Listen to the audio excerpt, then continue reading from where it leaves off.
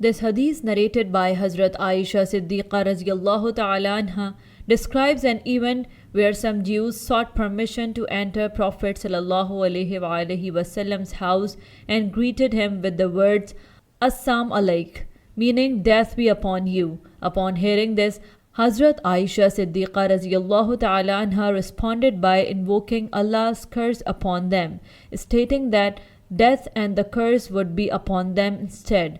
When the Jews left, the Prophet ﷺ asked them why they had responded in that manner. Hazrat Aisha Siddiqa radiallahu ta'ala anha explained that she had heard what they said, and the Prophet ﷺ clarified that he had responded Walaikum, meaning and upon you. He reassured them that this response would reach them.